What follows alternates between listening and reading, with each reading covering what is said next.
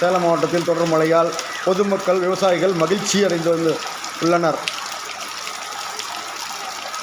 சேலம் மாவட்டத்தில் தொடர் மழையால் விவசாயிகள் பொதுமக்கள் என அனைவரும் மகிழ்ச்சி அடைந்துள்ளனர்.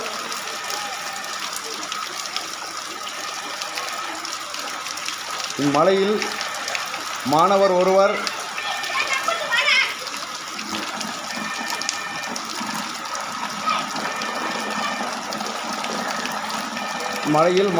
டான்ஸ் போட்டு விளையாடும் காட்சியை பார்த்து கொண்டிருக்கிறீர்கள்.